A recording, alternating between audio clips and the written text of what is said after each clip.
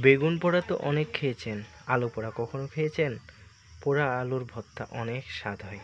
তাই আপনারা আগে প্রথমেই অল্প আছে আলুগুলো আগুনে পোড়া দেবেন। তারপর আগুনে দেখবেন যে যখন পোড়া হয়ে যাবে, মানে আলুগুলো পোড়া অলরেডি সিদ্ধ হয়ে যাবে যখন, তারপরে এই পোড়া চামড়াগুলো ছাড়িয়ে নেবেন এক এক করে। এই যে আমি দেখুন, আমি এই পোড়া আলুগুলো এই চামড়াগুলো ছাড়িয়ে নিচ্ছি। এভাবে পোড়া চামড়াগুলো আলু ছাড়িয়ে নেবেন।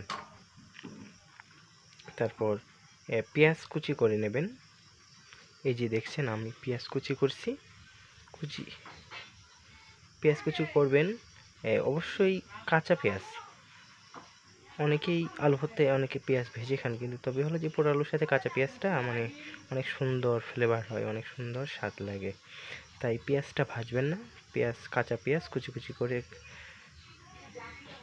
করে কেটে নেবেন পেঁয়াজটা, তাহলে ভর্তার সাথে খেতে ভালো লাগবে।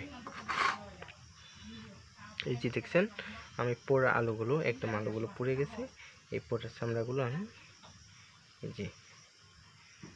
আলুগুলো নিচ্ছি।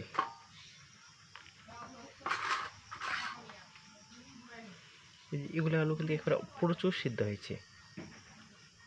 আমি এগুলো অনেকক্ষণ ধরে আগুনে পুড়ছিলাম, তাই এগুলো অনেক সিদ্ধ হয়ে গেছে।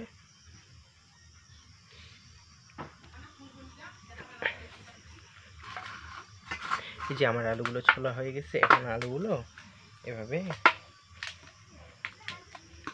এই যে ভর্তা করছি, তারপরে এখানে এই আলু ভর্তার সাথে এই যে মরিচগুলো আগুনে পোড়া, এই স্বাদ মতো লবণ দেবেন। তারপর এই যে পেঁয়াজ কুচি দিয়ে এই যে মরিচগুলো লবণের সাথে এভাবে এই যে মরিচগুলো হলো আগুনে পোড়া, আর এই যে পেঁয়াজ কুচি, এই সবগুলোই এখানে এখন আমি স্বাদ যাতে আরও বেশি স্বাদ হয় এই জন্য অবশ্যই এখানে আলু ভর্তায় সরষের তেল যোগ করবেন।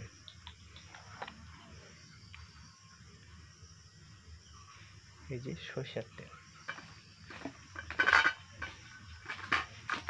তেল দিলে আলু ভর্তা অনেক স্বাদ হয়।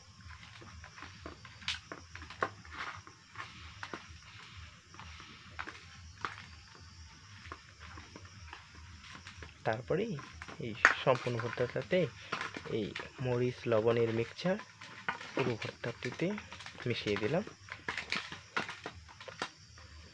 অনেক ঘ্রাণ হয়েছে, পোড়া আলুর ভর্তা অনেক স্বাদ হয়।